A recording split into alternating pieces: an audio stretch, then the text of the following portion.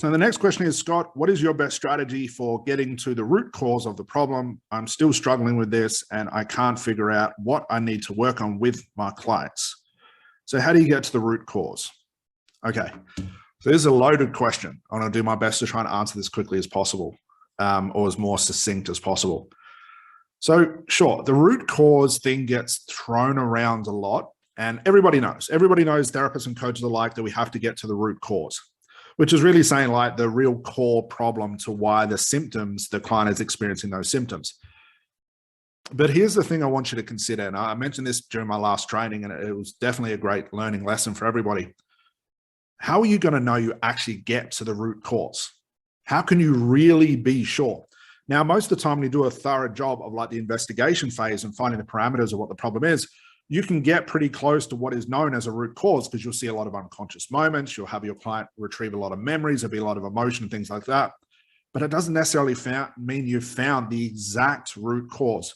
So I gave up on this a long time ago when I was figuring out, okay, I've got to get to the root cause, but how do I know I actually have got there? So instead, all I'm doing is I'm asking my client about their problem enough until they can no longer consciously explain what the real problem is. That's how I know there's no more consciousness and trance will actually happen. I'm looking for a lot of unconscious moments. Now, if you're unsure what unconscious moments are, I'll leave some more videos below talking about what those things are. You can check those out. But realize this is, when you're looking for the root cause, you're never actually going to be able to find out what it is exactly. You can get pretty close to it. All you want to be looking for instead is unconscious moments and your unconscious resources and information and stuff like that. But also realize, like, when people talk about how to get to the root cause, what a lot of people fall into, and again, I'll include myself in that when I first started, was we make a lot of conclusions about what we believe everybody's root cause stems from. I'm sure you've heard this when like people will say, like they've heard it from gurus or whatever it is, and they'll say like all problems exist because of childhood trauma. Like all problems exist because of anxiety. That's an impossible conclusion to confirm. So when I stopped believing a lot of the conclusions that everybody was telling me, like there has to be a trance like this, trance has to look like this, therapy has to be done this way, has to be this technique, has to be this type of root cause, I was finding myself so locked into one place where it wasn't working. Nothing was happening. It was so hit and miss, and it just wasn't working for me. So when I went into therapy, with my clients, my stop smoking clients as an example, no conclusions, none. I didn't go looking for the root cause. If I happened to get close to it, that's fine. I didn't conclude what the root cause was until I asked my client about their problem.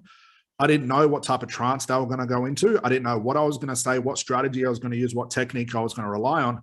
And I went into the session almost like just blank mind. And what this allowed me to do was have so much more freedom to express myself as a therapist, and results were rapid. And I mean rapid. And the reason this is because when I stopped trying to do things to my clients, like apply a technique or apply a certain type of trance or apply a conclusion about the root cause, when I stopped doing that, I stopped putting pressure on myself to perform.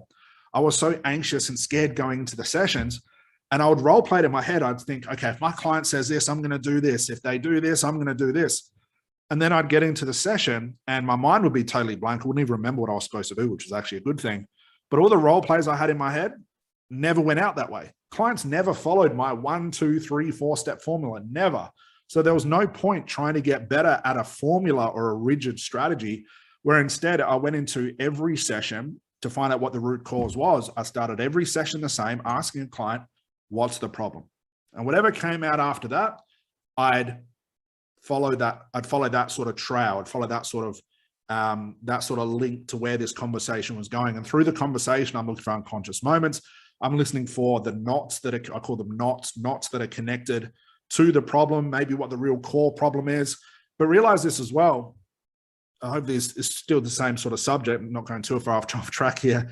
Is clients will have more than one root cause. But again, we're not going to limit ourselves to knowing what the root cause is. You've just got to get as close to it as possible. But I found with a lot of my smokers, there was like 10 different things I had to solve in one session in order for the entire thing to be resolved. So, oh God, I have to remind myself of the question. A lot of it is this stuff. So how do you get to the root cause?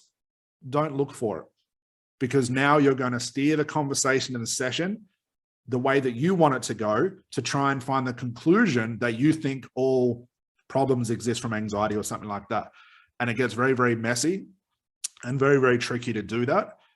So that's hopefully that answered the question. How do you get to the root cause? Stop looking for it and just go with whatever your client gives you. Stop concluding that all root causes are because of this. Don't conclude that clients only have one root cause, but also don't believe that root causes can actually be found, because you'll never know. It's not like you get to it and then the client says, "Oh, you found the root cause, congratulations." It doesn't work like that. But you'll know you get close to a root cause things when your client has a breakthrough. And whatever that root cause is, whether I know what it is, even care what it is, and knowing my client has no idea what the root cause is, I can fix that, because now we're not attached to it being a certain way. So that's what I would do.